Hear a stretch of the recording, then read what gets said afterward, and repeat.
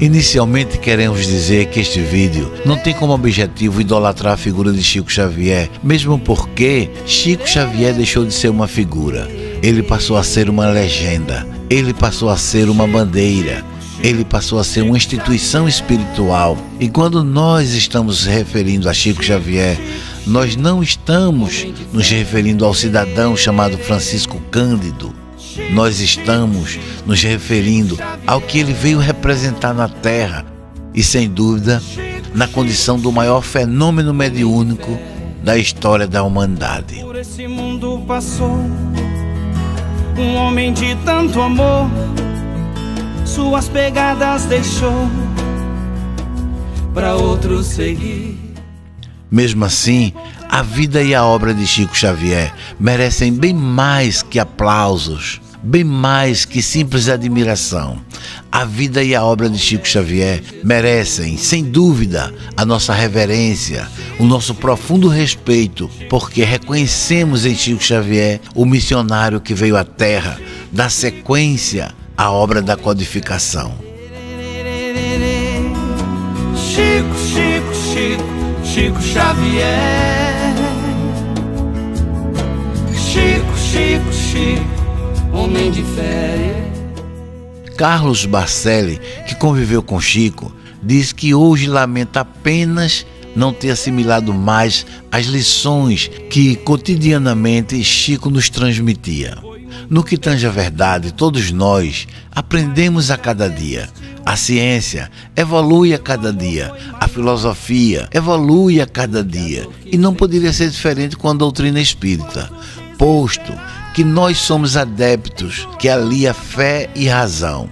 Pertencemos a uma doutrina de fé raciocinada. Kardec disse que fé verdadeira é aquela que pode encarar a razão face a face em todas as épocas da humanidade. Portanto, este vídeo não é para idolatrar a figura de Chico Xavier. Mesmo sabendo que a importância de Chico Xavier para a doutrina espírita na revivescência do cristianismo é sem definição, porque o espiritismo não surgiu em meados do século XIX para concorrer com as demais religiões. O espiritismo não surgiu para substituir nem para sobrepor a nenhuma crença religiosa. O espiritismo surgiu para combater o materialismo, porque o materialismo é o verdadeiro adversário das religiões. É o materialismo que está consumindo a humanidade. Quanto a Chico, muitos dizem que Chico foi apenas um médium. Ora, Chico não teria sido o médium que foi se ele não fosse o homem que era. Se Chico Xavier não tivesse sido o alto mensageiro do Cristo, ele não teria conseguido cumprir a missão que cumpriu durante 75 anos. Ele não teria levado adiante o seu mandato mediúnico, porque sempre enfrentou muitas dificuldades. Alguns dizem que Chico era frágil. Alguns dizem que Chico era simplesmente um instrumento dos espíritos. Essas pessoas, infelizmente, se esquecem com facilidade que os espíritos trabalham em falange. Os espíritos se unem no mundo espiritual, e eram muitos. Os espíritos constituem um grupo. No entanto, Chico Xavier, quando começou em Pedro Leopoldo aos 17 anos, ele era sozinho e começou a enfrentar a oposição dentro da sua própria família, oposição de amigos que pertenciam a outras crenças religiosas. E como vemos, Chico sempre lutou muito. E nós? Será que nós, os espíritas, estamos dando exemplo de verdadeiros cristãos? Ou será que nós estamos transformando o espiritismo uma doutrina academicista apenas para ser discutida no ponto filosófico e científico? Não, aquele espírito, reencarnação, mediunidade e a fraternidade, e a aplicação do evangelho, e o amor ao próximo, e a nossa renovação, que é o mais importante. A gente sabe que tem muitos que não frequentam a casa espírita, não participam de um trabalho assistencial, não visitam os doentes, não procuram ser melhores, discutem entre si, brigam entre si, perseguem uns aos outros, criticam uns aos outros. Nesse plano aqui, sua missão terminou. Uma vez, Chico Xavier estava em Uberaba e apareceu em Uberaba um outro médium com uma mediunidade extraordinária no campo da cura, lá numa determinada periferia. Esse médium estava fazendo muito sucesso entre aspas, sendo muito procurado por fazer muitas curas, e ele estava fazendo cirurgias e os espíritos trabalhando através dele. Mas esse médium, sem conhecimento nenhum, um homem muito simples, começou a ser manobrado pelos outros e de repente começou a cobrar dinheiro pelos trabalhos realizados. Como acontece com muita gente, né? Começa a cobrar e depois fala, não está cobrando não. Isso é para ajudar a instituição, enfim. Começaram a cobrar e alguém procurou Chico e falou assim, Chico, o médium fulano de tal, você conhece? Aí Chico, olha, eu não conheço pessoalmente, mas já ouvi falar nele. Sei que ele tem uma mediunidade muito bonita. Aí essa pessoa disse, mas Chico, você está sabendo que ele está cobrando pelo seu trabalho? Que ele está se desvirtuando? O que você tem a falar? Aí Chico disse, olha meu irmão, é falta de ética dar opinião sobre o que o outro médium está fazendo. Cada um vai responder por si. E assim era o Chico Xavier, o chamado médium dos pés descalços. E por que Chico Xavier é considerado o médium dos pés descalços? Sabe por quê? É porque ele, sem que ninguém soubesse, tinha uma estranha mania de quando estava psicografando debaixo da mesa, ele tirava os sapatos e ficava descalço.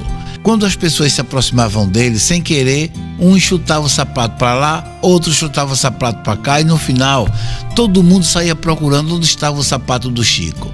Ele psicografava assim descalço, tal respeito pelo mundo espiritual, pelos espíritos, tal a sua grandeza, pela grandeza de espírito.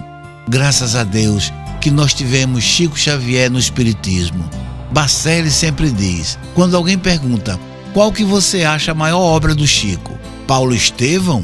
Boa Nova? Veja, grandes obras. Ele responde, a maior obra de Chico Xavier foi a sua vida. E a obra de sua vida não é Emmanuel, é dele, Chico. Chico foi grande, porque ele é grande. Nós precisamos fazer com que vídeos como esse se multipliquem no Brasil, para que a bandeira que ele representava, a ideia que ele representava, o cristianismo nascente que ele representava, aos poucos, não vá sendo esquecidos. A gente vê que o espiritismo está cheio de curso de mediunidade e muita gente querendo ser médium, mas tem pouca gente se candidatando a trabalhos mais simples na casa espírita. Uma vez, alguém se aproximou de Chico e disse, Chico, eu queria saber de você o que devo fazer para desenvolver a minha mediunidade. Sabe, né? Na hora do holofote, todo mundo quer ser Chico Xavier, né? Mas na hora da lágrima, na hora do suor, ninguém quer. Então a pergunta foi, Chico, o que devo fazer para desenvolver a mediunidade? E ele, como tratava todo mundo muito bem, ele respondeu, olha minha filha, vai lendo, vai estudando, frequenta, enfim. Ele respondeu e a pessoa saiu. Quando a pessoa saiu, ele comentou entre os que estavam com ele ali presente, ele disse assim, muita gente me procura para saber o que deve fazer para desenvolver a mediunidade, mas ninguém me pergunta para saber o que deve fazer para desenvolver a bondade. Então fica a dica, para os que quiserem desenvolver a mediunidade, desenvolva antes a bondade. Que Jesus nos ampare, nos abençoe e que nós tenhamos aqui neste vídeo a oportunidade de aprendermos muito com nossos irmãos, mas convém que saímos deste vídeo com uma pergunta na cabeça. O que é que nós viemos fazer no Espiritismo e o que é que pretendemos na condição de espíritas cristãos? Muita paz a todos.